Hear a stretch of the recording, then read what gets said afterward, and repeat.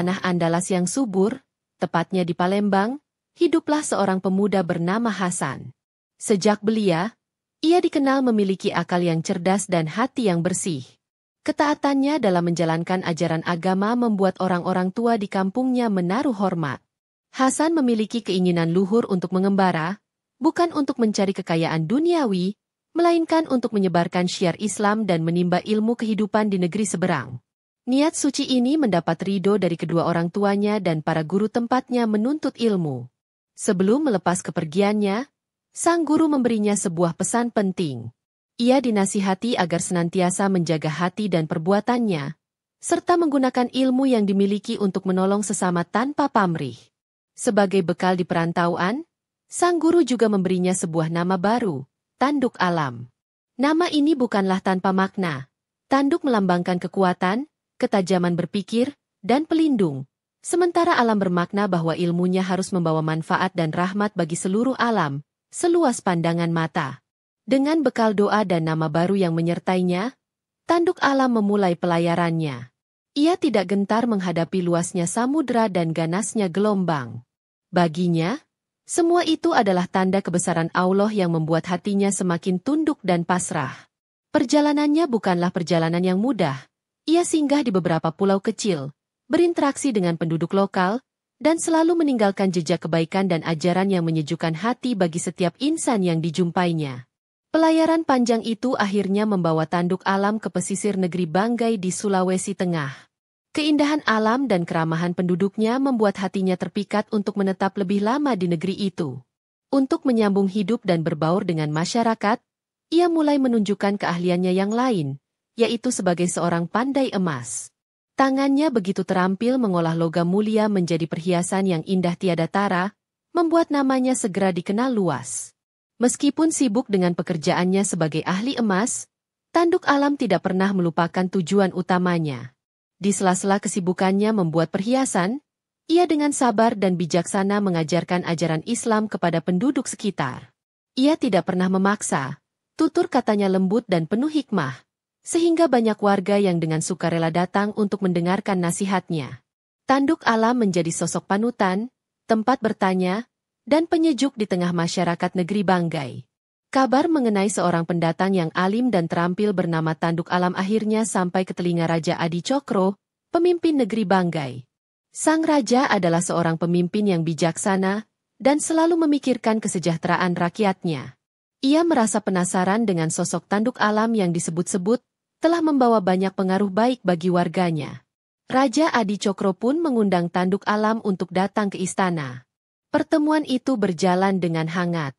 Raja Adi Cokro terkesan dengan wawasan Tanduk Alam yang luas, kerendahan hatinya, dan tutur katanya yang menenangkan. Sejak saat itu, Tanduk Alam sering diundang ke istana untuk berdiskusi mengenai berbagai persoalan negeri dan agama. Kehadirannya tidak hanya disukai oleh raja, tetapi juga oleh para pembesar istana dan keempat Basalo, pembantu utama raja yang sangat dihormati.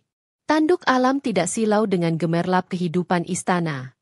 Ia tetap menjadi pribadi yang sederhana dan bersahaja. Ia menggunakan kedekatannya dengan raja untuk memberikan masukan-masukan yang bertujuan demi kemakmuran rakyat.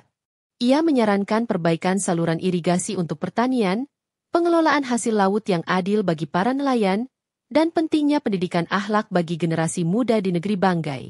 Raja Adi Cokro sangat menghargai setiap nasihat Tanduk Alam. Perlahan tapi pasti, negeri Banggai menjadi semakin makmur dan damai. Rakyat hidup rukun, saling tolong-menolong, dan semakin taat dalam menjalankan ajaran agama.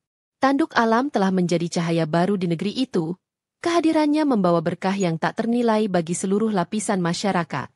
Namun, ketenangan itu tidak berlangsung selamanya. Langit di atas negeri Banggai seolah meredup ketika sebuah kabar mengejutkan mengguncang seluruh istana. Peristiwa ini akan menjadi ujian terberat bagi negeri Banggai dan akan menyingkap kesaktian sejati yang dimiliki oleh sang pendatang yang rendah hati, Tanduk Alam. Suatu pagi, istana negeri Banggai dilanda kepanikan hebat. Putri mahkota kesayangan Raja Adi Cokro, seorang gadis yang terkenal akan kebaikan hati dan parasnya yang menawan, hilang dari kamarnya tanpa jejak. Seluruh pengawal dan dayang-dayang telah mencari ke setiap sudut istana, namun sang putri seolah lenyap di telan bumi. Kesedihan mendalam menyelimuti hati Raja Adicokro. Wajahnya pias memikirkan nasib putri tunggalnya. Raja segera memerintahkan seluruh prajurit dan rakyat untuk menyebar, mencari sang putri ke seluruh penjuru negeri. Namun, hari berganti hari, pencarian itu tidak membuahkan hasil. Beberapa saksi mata dari nelayan yang pulang melaut pada malam hari memberikan secercah informasi. Mereka melihat sebuah perahu cepat dari Tobelo, sebuah daerah yang dikenal memiliki para perompak yang kejam, bergerak menjauh dari pesisir Banggai. Kecurigaan pun mengarah pada orang-orang Tobelo, yang diduga menculik sang putri atas perintah dari seorang raja di Ternate yang telah lama iri dengan kemakmuran negeri Banggai. Raja Adicokro semakin gundah, sebab Pulau Sagu, tempat markas orang Tobelo berada, dikenal sangat angker dan dijaga ketat. Mengirim pasukan secara terang-terangan sama saja dengan memulai perang besar yang akan memakan banyak korban jiwa. Dalam kebingungannya, Raja memanggil keempat Basalo untuk meminta pertimbangan. Semua jalan terasa buntu, mereka tidak bisa menembus pertahanan orang Tobelo tanpa pertumpahan darah. Di tengah keputusasaan itulah, salah seorang Basalo bernama Tano Bonunungan teringat akan sosok tanduk alam yang bijaksana dan dikenal memiliki kelebihan yang tidak biasa. Mereka pun sepakat untuk memohon bantuan kepada tanduk alam. Dengan penuh harap, Raja Adicokro mengutus para Basalo untuk menemui sang ahli emas. Mereka menceritakan musibah yang menimpa kerajaan dan memintanya untuk membantu menemukan serta menyelamatkan sang putri mahkota dari cengkeraman para penculik yang kejam. Mendengar permohonan dari para utusan istana, tanduk alam terdiam sejenak. Hatinya ikut prihatin atas musibah yang menimpa keluarga kerajaan. Sebagai seorang yang telah diterima dengan baik di negeri Banggai, ia merasa memiliki kewajiban untuk membantu. Tanpa menunjukkan keraguan, dan dengan niat tulus karena Allah, tanduk alam menyatakan kesanggupannya untuk menolong Raja Adicokro. Kabar kesediaan tanduk alam disambut dengan sukacita oleh Raja. Namun, ia juga merasa khawatir karena misi ini sangatlah berbahaya. Tanduk alam menenangkan hati sang Raja. Ia hanya meminta satu hal, yaitu sebuah perahu dan ditemani oleh keempat Basalo hanya sampai di tepi Pulau Sagu. Ia tidak ingin ada prajurit yang ikut serta untuk menghindari pertempuran yang tidak diinginkan. Raja Adicokro menyetujui syarat tersebut. Keesokan harinya, saat fajar baru menyingsing, tanduk alam bersama keempat Basalo berangkat menuju Pulau Sagu. Perjalanan melintasi lautan terasa menegangkan. Para Basalo merasa cemas memikirkan bagaimana cara mereka akan menembus pulau yang dijaga sangat ketat itu hanya dengan berbekal keberanian.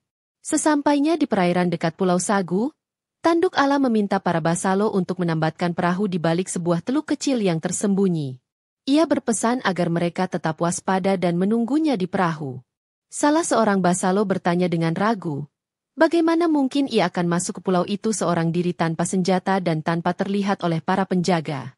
Dengan senyum yang menenangkan, tanduk alam hanya menjawab bahwa pertolongan Allah akan datang kepada mereka yang berniat baik. Ia kemudian duduk bersila di haluan perahu, kedua matanya terpejam, dan mulutnya mulai merapalkan doa-doa dengan khusyuk. Para Basalo hanya bisa memandang dengan penuh keheranan, tidak mengerti apa yang akan dilakukan oleh tanduk alam. Keajaiban pun terjadi di hadapan mata keempat Basalo yang terperangah. Setelah beberapa saat berdoa dengan penuh kepasrahan, tubuh tanduk alam perlahan menjadi transparan dan kemudian lenyap dari pandangan. Para Basalo saling berpandangan, tak percaya dengan apa yang baru saja mereka saksikan. Mereka kini mengerti bahwa tanduk alam bukanlah orang sembarangan, ia memiliki kesaktian untuk menghilang. Dengan ilmu halimun yang dimilikinya, tanduk alam dengan mudah berjalan melewati para penjaga orang Tobelo yang berjaga di setiap sudut pantai dan jalan setapak. Tidak ada seorang pun yang bisa melihat atau merasakan kehadirannya. Ia menyusup masuk ke dalam benteng utama tempat para perompak itu bermarkas, mencari ruangan tempat sang putri disekap. Berkat petunjuk dari Allah, ia dengan cepat menemukan sebuah bilik yang dijaga oleh dua orang perompak bertubuh besar. Dengan kesaktiannya, tanduk alam membuat kedua penjaga itu tiba-tiba mengantuk luar biasa dan tertidur pulas tanpa bisa ditahan. Ia lalu membuka pintu bilik itu dengan perlahan, dan mendapati sang putri sedang menangis dalam kesedihan. Sang putri sangat terkejut melihat kehadiran seorang pria asing di dalam kamarnya. Namun, tanduk alam dengan cepat memperkenalkan diri sebagai utusan dari ayahnya, Raja Adicokro. Ia memegang kedua tangan sang putri, memintanya untuk tidak takut dan memejamkan mata seraya berdoa. Sang putri yang melihat aura kebaikan dari wajah Tanduk Alam pun menuruti permintaannya. Tanduk Alam kembali duduk bersila sambil memegang tangan sang putri, bibirnya kembali merapal doa. Dalam sekejap mata, keduanya menghilang dari dalam bilik penyekapan itu. Mereka muncul kembali di atas perahu, tepat di hadapan keempat Basalo yang masih menunggu dengan tegang. Betapa terkejut dan bahagianya para Basalo melihat sang putri telah berhasil diselamatkan tanpa kurang suatu apapun. Tanpa membuang waktu, mereka segera berlayar kembali menuju negeri Banggai. Kabar kembalinya perahu yang membawa Tanduk Alam dan para Basalo dengan cepat menyebar. Seluruh rakyat berbondong-bondong menuju pelabuhan untuk menyambut kedatangan mereka. Suasana haru dan gembira pecah ketika mereka melihat sang putri mahkota turun dari perahu dalam keadaan selamat. Raja Adi Cokro berlari memeluk putri kesayangannya, air mata kebahagiaan tak terbendung membasahi pipinya.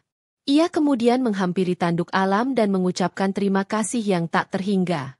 Seluruh rakyat negeri Banggai bersorak-sorai, memuji keberanian dan kesaktian Tanduk Alam. Sebuah pesta besar pun digelar selama 7 hari 7 malam sebagai ungkapan rasa syukur. Dalam perayaan itu, Raja Adi Cokro memanggil Tanduk Alam ke hadapannya. Sebagai tanda terima kasih dan penghargaan atas jasanya yang luar biasa, Raja menawarkan berbagai macam hadiah. Ia menawarkan emas permata seisi peti, kedudukan tinggi di istana, bahkan menawarkan untuk menjodohkan Tanduk Alam dengan putrinya. Namun, semua tawaran gemilang itu ditolak dengan halus oleh Tanduk Alam. Ia menjelaskan bahwa pertolongan yang ia berikan tulus ikhlas karena Allah, dan ia tidak mengharapkan imbalan apapun. Raja Adi Cokro semakin kagum dengan keluhuran budi pekerti sang pahlawan. Ia merasa tidak enak hati jika tidak memberikan hadiah apapun. Tanduk Alam melihat ketulusan hati sang raja. Akhirnya, ia mengajukan sebuah permintaan yang sangat sederhana. Ia hanya memohon sebidang tanah yang tidak terlalu luas, tanah yang cukup untuk ia tanami buah-buahan dan sayur mayur, agar hasilnya bisa ia bagikan kepada fakir miskin dan anak-anak yatim di negeri Banggai. Permintaan Tanduk Alam yang begitu sederhana membuat Raja Adi Cokro dan semua yang hadir terharu sekaligus malu. Di saat orang lain akan meminta kekayaan dan kekuasaan, ia hanya meminta sebidang tanah untuk berbuat kebaikan. Raja pun mengabulkan permintaannya dan memberikan sebidang tanah yang subur di dekat ibu kota kerajaan. Tanduk Alam mengolah tanah itu dengan tangannya sendiri. Ia menanaminya dengan berbagai jenis pohon buah dan tanaman yang bermanfaat. Seperti keahliannya mengolah emas, tangannya juga seolah bertuah dalam bercocok tanam. Kebun itu tumbuh subur dan menghasilkan buah-buahan yang melimpah ruah. Sesuai dengan niatnya, hasil dari kebun itu tidak pernah ia jual. Ia membagikannya secara gratis kepada siapa saja yang membutuhkan, terutama para janda, orang miskin, dan anak-anak yatim. Ia juga tak segan berbagi ilmu bercocok tanam kepada penduduk lain, sehingga banyak warga yang kemudian berhasil membuka kebun mereka sendiri. Di kebun itulah Tanduk Alam melanjutkan dakwahnya. Sambil berkebun dan berbagi hasil panen, ia terus mengajarkan nilai-nilai kebaikan, kejujuran, dan ketaatan kepada Allah. Kebun itu menjadi pusat pembelajaran dan kebajikan, sebuah warisan hidup yang jauh lebih berharga daripada emas dan permata. Tanduk Alam menghabiskan sisa hidupnya di negeri Banggai, terus berbuat baik hingga akhir hayatnya. Namanya dikenang sepanjang masa bukan hanya sebagai pahlawan yang sakti, tetapi juga sebagai seorang ulama yang rendah hati, seorang guru yang bijaksana, dan simbol dari kebaikan yang tulus tanpa mengharap balas jasa. Seiring berjalannya waktu, Tanduk Alam menjadi semakin tua. Namun, semangatnya untuk menyebarkan kebaikan tidak pernah padam. Ia telah melihat negeri Banggai tumbuh menjadi negeri yang adil, makmur, dan berakhlak mulia. Ia merasa tugasnya di dunia telah mendekati akhir. Murid-muridnya telah banyak dan mampu melanjutkan perjuangannya dalam menyiarkan ajaran kebaikan. Pada suatu hari yang tenang, Tanduk Alam menghembuskan napas terakhirnya di pondok sederhananya yang berada di tengah kebun kebajikan miliknya. Ia wafat dalam keadaan tersenyum, dengan kedamaian yang terpancar dari wajahnya. Seluruh negeri Banggai berduka atas kepergiannya. Raja, para bangsawan, dan seluruh rakyat mengantarkan jenazahnya ke tempat peristirahatan terakhir. Makam tanduk alam tidak pernah sepi dari peziarah. Orang-orang datang bukan untuk meminta-minta, melainkan untuk mengenang jasa-jasanya dan mengambil teladan dari kisah hidupnya yang agung. Kebun yang ia tinggalkan terus dirawat oleh masyarakat secara turun-temurun, dan hasilnya tetap dibagikan kepada mereka yang membutuhkan, menjadi amal jariah yang tak pernah putus. Legenda tanduk alam terus hidup dari generasi ke generasi di Tanah Banggai. Kisahnya menjadi dongeng pengantar tidur bagi anak-anak, mengajarkan mereka tentang pentingnya ilmu, keberanian, dan kerendahan hati. Nama tanduk alam menjadi abadi, terukir dalam ingatan sebagai sosok pahlawan sejati yang kekuatannya tidak terletak pada kesaktiannya, melainkan pada keikhlasan hatinya. Kisah ini menjadi bukti bahwa kebesaran seseorang tidak diukur dari jabatan atau harta yang ia miliki. Kebesaran sejati lahir dari hati yang tulus untuk menolong sesama dan mengabdikan diri di jalan kebaikan. Tanduk alam telah membuktikannya. Namanya harum melintasi zaman, menjadi teladan yang tak lekang oleh waktu. Kebaikan yang dilakukan dengan tulus dan ikhlas, tanpa mengharapkan imbalan duniawi, akan mendatangkan pertolongan dari Yang Maha Kuasa dan meninggalkan warisan kebajikan yang akan dikenang sepanjang masa. Kekuatan dan ilmu sejati bukanlah untuk dipamerkan, melainkan untuk melindungi yang lemah dan menolong sesama.